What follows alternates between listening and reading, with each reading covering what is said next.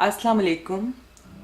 आज मैं इमली की खट्टी मीठी कैंडी बना रही हूँ जो ना सिर्फ खाने में बहुत मज़े की है बल्कि ये डाइजेशन में भी बहुत हेल्पफुल है।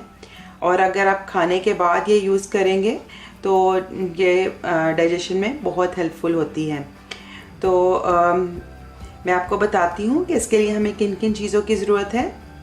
इसके लिए मैंने 200 ग्राम गुड़ लिया है और इसको मैंने ग्रेट कर लिया है या बारीक तोड़ लें। मैंने 125 ग्राम इमली ली है और ये कंसनट्रेटेड है, मतलब ये काफ़ी थिक पेस्ट है जिसमें सीड्स नहीं है। और अगर आप कच्ची इमली ले रहे हैं तो आप 200 ग्राम भी ले सकते हैं। ये 125 ग्राम है।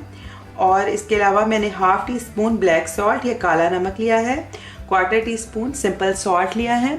इसके अलावा मैंने 1 टीस्पून भुना और पिसा हुआ ज़ीरा लिया है, क्वार्टर टी स्पून मैंने काली मिर्च का पाउडर लिया है और हाफ़ टी स्पून मैंने सौंठ का पाउडर लिया है, ड्राइड जिंजर पाउडर। तो चलिए अब इस रेसिपी को बनाना शुरू करते हैं। तो मैंने पैन में गुड़ डाल लिया है और इसको अब हम मेल्ट करेंगे गुड़ को। अगर आप छोटे पीसेस में इसको तोड़ लेंगे या इसको ग्रेट कर लेंगे तो इजीली जल्दी ये मेल्ट हो जाएगा।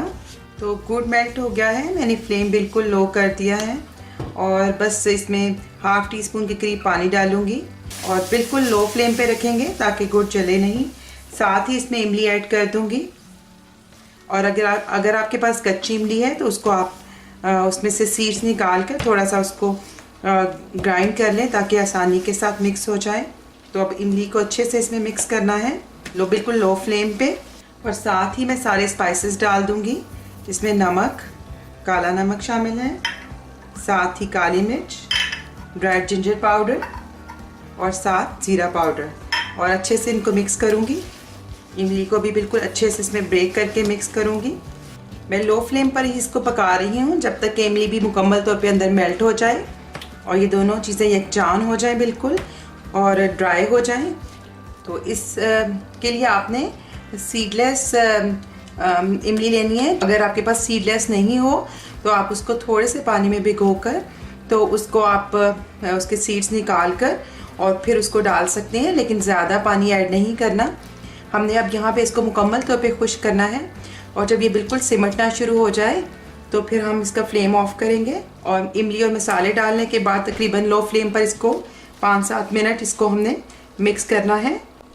अब हमारा ये मिक्सचर मुकम्मल तौर पे इकट्ठा हो रहा है, ड्राई हो गया है और यकजान हो गया है। तो फ्लेम ऑफ कर देंगे और इसको ठंडा करेंगे और ठंडा होने के बाद इसकी कैंडीज बनाएंगे। चलें, अब ये मिक्सचर थोड़ा ठंडा हो गया है। बहुत ज़्यादा भी आपने इसे ठंडा नहीं करना, नहीं तो वो बिल्कुल जम जाएगा और आप कैंडी नहीं बना सकेंगे। 10 मिनट के बाद तकरीबन जब वो ठंडा हो जाए तो थोड़ा सा हाथों पे तेल लगाकर तो आप इसको निकाल सकते हैं क्योंकि ये मिक्सचर थोड़ा सा स्टिकी होता है। अब आप अपनी जो चाहें इसे शेप दे सकते हैं। तो मैं 2 तरह की शेप बनाकर आपको दिखा देती हूँ। एक तो आप इसे गोल इस तरह रोल करें और फिर मैंने सिंपल पिसी हुई चीनी रखी है, उसके अंदर इसको रोल करेंगे और थोड़ी देर इसको जब हवा में रखेंगे तो बिल्कुल ये आहिस्ता आहिस्ता हार्ड होती जाएगी और आप इसको किसी जार में डालकर सेव कर सकते हैं और ये ख़राब नहीं होगी।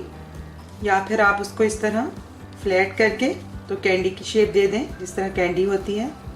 तो इस शेप में बच्चे बहुत शौक़ से खाते हैं, बहुत पसंद आएगी उनको इस शेप में, कैंडी की शेप में। तो हमारी इमली की खट्टी मीठी कैंडीज़ या इसको हम चूरन चटनी कैंडीज़ भी कह सकते हैं, तैयार हैं। बहुत ही मज़े की तैयार हुई हैं और बनाना भी बहुत आसान है। आप भी इसे ट्राई करें घर में तो सबको बहुत पसंद आएंगी। आइंदा आपके साथ किसी नई रेसिपी के साथ फिर मुलाकात होगी। उस वक्त तक के लिए अल्लाह हाफिज़।